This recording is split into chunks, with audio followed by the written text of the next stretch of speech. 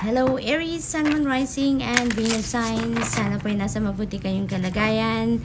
Ito po ang inyong reading for November 12 to 18. Ayan, maraming salamat po sa inyong suporta. Kung bago naman kayo dito, welcome na welcome din po kayo. Thank you po sa inyong panonood. Thank you. Tingnan natin mga mensahe ninyo for the week. Unahin natin ang mga messages ninyo from the trinkets. Paunang message ninyo is this one. Ayan, so this is about balance, this is about confidence, this is about determination. So maaaring yun ang mga ano ninyo ngayon, mga iha-highlight sa buhay ninyo around this time, no?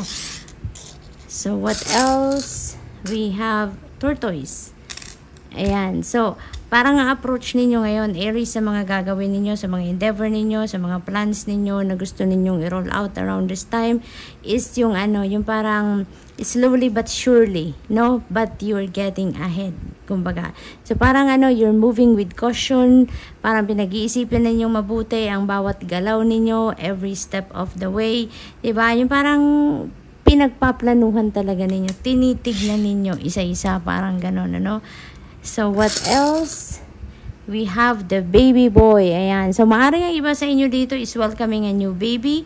Maaaring baby boy yan. Maaari din naman na baby girl dahil general reading naman ito. So, it could be, it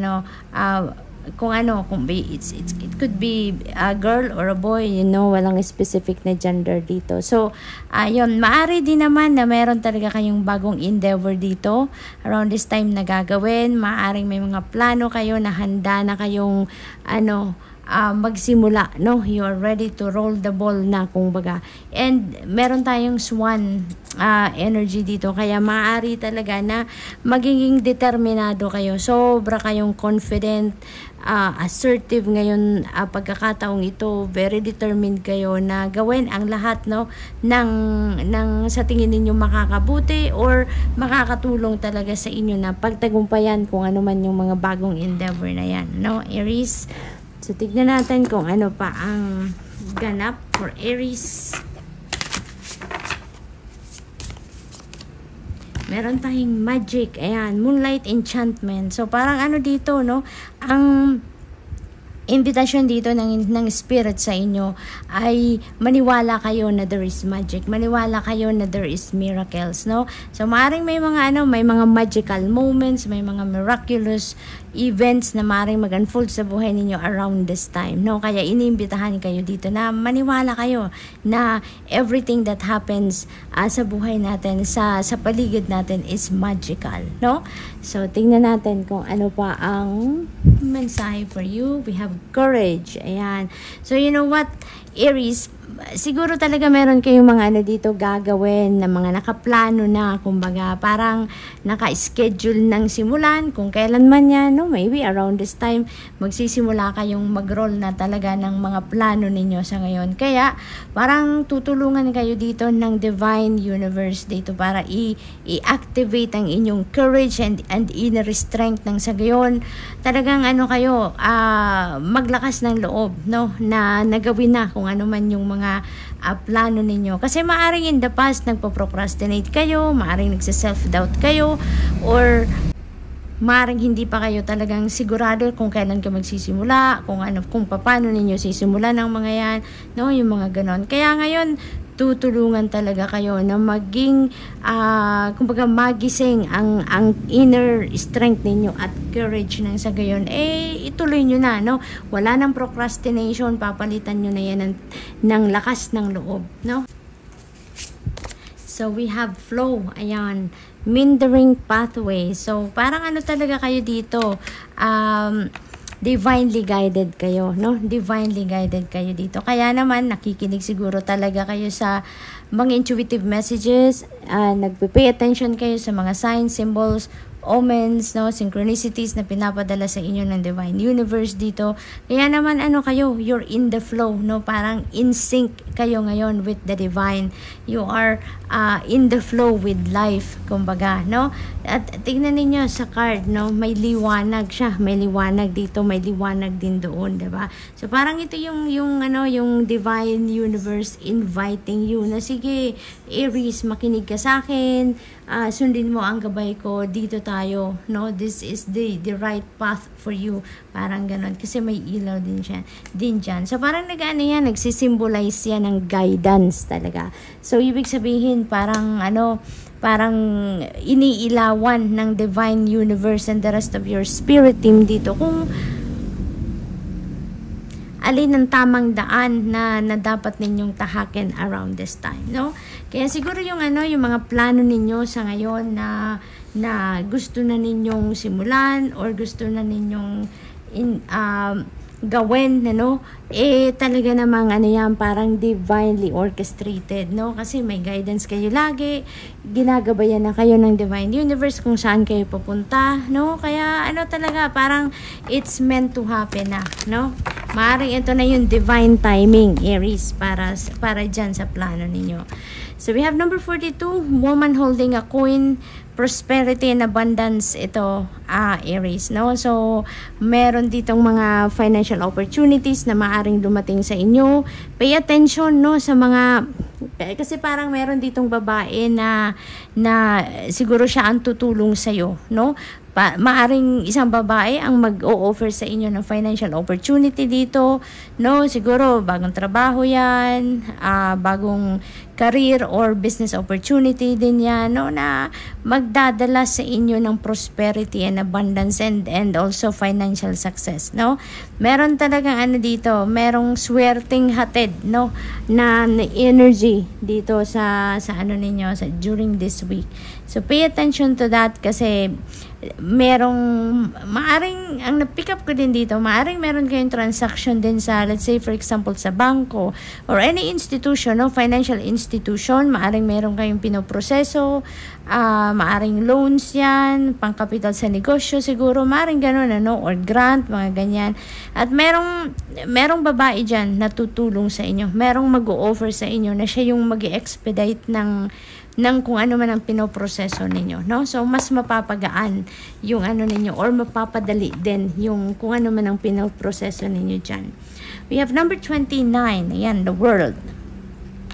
Parang meron ditong marami talagang opportunities, no? Parang meron nagbubukas dito na malaking pinto of opportunities sa iyo. Maaring opportunities yan sa iba't ibang parte ng buhay ninyo, hindi lang pangkaperahan, hindi lang related sa karera ninyo, pero maaring sa iba pa, no? Kasi parang ang lawak-lawak ngayon ng mga posibilidad, no, na meron kayo sa inyong harapan ngayon, or maaring papunta pa lang kayo doon, no? Ang nakikita ko din dito, meron kayong iiwanan, no? May iiwanan kayo dito because you are being pulled to go somewhere else, no? Parang ganun din ang ganap dito.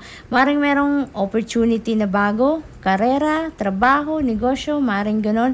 And kung ano man ang ginagawa ninyo ngayon, maring iiwanan ninyo yan to take advantage or to grab that new opportunity na nandyan, no, na ino-offer sa iyo sa ngayon. So maring ganun din ang sitwasyon dito. Bastang meron dito, napakalawak. Maring multiple opportunities ito na parating sa inyo, maaaring ganun din ang sitwasyon dito ng iba. Kaya marami kayong pagpipilian dito, marami kayong titignan dito na, alam mo yun, maaaring parang may liberty kayo dito na mamili, no, sa dami ng options ninyo dito na nasa inyong harapan, no? For others of you, maaari din na talagang siguro negosyo ito online, no? Maaring may online business dito kasi global ang datingan ng maaring negosyo ninyo, or kung ano man ang endeavor ninyo dito, merong parang siya, global ang scope, no, ng ninyo, ng sisimulan ninyo dito. So napakaganda lang. travel din, ano, Aries, maring ang iba sa inyo dito is going to travel the world, maring ganon, maring related yan sa business, maring related yan sa studies, maring pasyal din, no, maring bago kayo magsimula sa bagong endeavor ninyo, maring mamamasyal din muna kayo, maring ganon din, or job opportunity, no, na overseas, maring ganon, kaya magta-travel din kayo. So we have number 1, the sun, napakaganda, tingnan mo. No, number 1 is a new beginning energy. This is an ace din, kaya talagang ano, kino-confirm lang din niya yung energy ni baby boy dito, no? Na meron talagang bago, meron kayong mga new phase na haharapin sa buhay ninyo sa ngayon, no? New endeavor, new job, no? It could be anything. Meron kayong sisimulang bago dito. And napakaganda rin ito, no? Napakaganda rin. Kasi kung meron man kayong mga pinagdadaanan dark circumstances sa buhay ninyo around this time, maaaring ano din yan, mahanapan na ninyo yan ng solusyon, no? You are coming out of that, a dark situation na sa ngayon kasi mahahanapan nyo na yan ng solusyon sa ngayon, no? Magliliwanag na ang inyong mga dark, situations at makakalabas na kayo dyan, makakapagsimula na kayo uli, no? Sa kung anumang area ng buhay ninyo yan, no? Ang iba sa inyo din dito, maaring mga anak, no? Mga anak, maaring you're really welcoming a new baby, ayan. Si baby boy dito, talagang paulit-ulit niyang kino-confirm, no? Ang mga mensahe dito. Same old, kumbaga yung energies. So, meron ditong bagong baby na parating sa iba sa inyo dito. Maaring kayo yung manganganak or person ninyo, or maari din naman na kamag-anak nyo or kaibigan, no? Basta yung close to your heart na mga tao dito, mag-welcome ng bagong baby dyan. So, ganun din, or maaring bagong negosyo talaga, bagong trabaho, no? So, maraming pagbabago dito. May mga changes na mangyayari, and this is really beautiful kasi pagsisimulan ninyo ito ng swerte, pangkaperahan din, no? May maraming dito financial blessing, no, na parating sa inyo. Maring pagtatrabahuan nyo muna yan, no, na mga financial opportunities na yan. Maaari din naman na meron talagang magbigay sa inyo dito ng regalo, no, na pera, maaring ganon. So we also have the High Priestess, ayan. Kanina, nasabi ko dito, no, na you are in the flow. Maaring sumusunod talaga kayo sa divine guidance, no? And ang sinasabi din sa inyo ni High Priestess dito, makinig din kayo talaga sa divine guidance sa inyo. Makinig kayo sa mga intuitive messages na pinapadala sa inyo ng Spirit. Kasi sa lahat ng mga pagbabagong ito na parating sa buhay ninyo, may mga bago kayong sisimulang chapter sa buhay ninyo, ginagabayan kayo ng divine universe dito, no? Ginagabayan kayo, tinutulungan kayo, iniilawan yung dapat na daan na puntahan ninyo dito. Kaya napakahalaga, no, na mag-pay attention kayo sa mga intuitive messages na dumadating sa inyo. Pakinggan ninyo ang inyong intuition, because when you allow your intuition to be your guide, it will always lead you to the right path. It will always lead you to the right direction. At yun ang nire-remind sa inyo dito. Inuulit, no, sa inyo ang mensaheng yan na makinig kayo lagi sa iyong intuition. So, we have the moon. Ayan. So, parehas lang, no? Almost.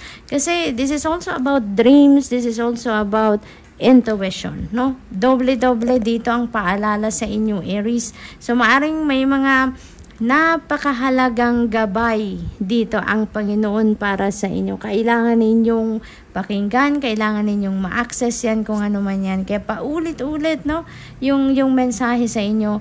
Pay attention to your dreams, dahil maaring may mga mensahe ang divine universe na pinapadala sa inyo through your dreams, no? Kaya kung meron kayong mga panaginip lately, make sure na paggising ninyo, kung naalala pa ninyo kung anong mga elements ang nakita ninyo, make sure that you write them down, tapos i-google po ninyo if you have time, no, i-google ninyo yan kung anong ibig sabihin ng ng bawat element, no, na pick up ninyo dyan sa panaginip na ninyo. Kung anong naalala ninyo, ihanapin ninyo, i-google ninyo, kasi maraming din namang mga blogs and articles online na nag-explain kung anong ibig sabihin ng mga panaginip natin. So, anuhin ninyo yan kung may time kayo, no? Or you really need to make time para dyan din, ano?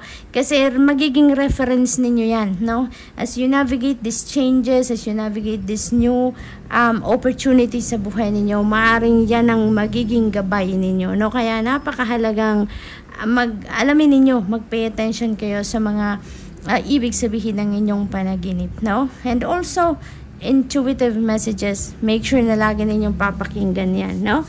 So, what else? We have the word. Ayan, so dalawa ng word energy, tignan mo. Oh, Aries, ano pa? Diba? Napakaswerte ninyo sa ngayon. Napakaswerte ninyo. So, kung ako sa inyo, i-align nyo ng energies ninyo. Align your thoughts, your feelings, and emotions with these energies. Kasi napakaganda nito. Ang daming naghihintay na bagong opportunities sa inyo dito. Parang ano to, di ba may kasabihan na when it rains, it pours? Parang yun ang napipick up ko dito sa lahat ng cards na to para sa inyo. Maraming biyaya ang maaring dumating sa inyo. Kasi yung world energy din, this is time for success. This is a time for celebration. This is a time for accomplishment, for achievement. So, maraming magbubukas, no, na bagong pinto din para sa inyo after that. Maraming travel din dito na gagawin si Aries. Marami, siguro related yan sa ano ninyo, sa tagumpay na nakuha ninyo dito, no? Meron mga proyekto din ditong magtatapos na, no? Matatapos nyo na. And hindi lang yung pagtatapos na yung natapos nyo lang for the sake na matapos ninyo. Parang hindi ganun. Parang successful ninyong natapos kung ano man ang proyekto na to, trabaho or pag-aaral, task na binigay sa inyo sa trabaho ninyo, maaaring ganon. Ano yun, you're going to finish this with a bang talaga. Hindi lang ito na basta mo lang natapos. Kaya ano to, isi-celebrate nyo talaga to. Yung tagumpay na to, talagang entitled kayo na i-celebrate ito, no? Dahil pinaghirapan ninyo, pinagsikapan ninyo, nag-effort kayo ng todo-todo dito, kaya you deserve to celebrate it, no? So, that's all I have for you for the week, Aries. I hope nakatulong ang mga mensaheng ito in some way. Thank you for watching. Love and light. Namaste.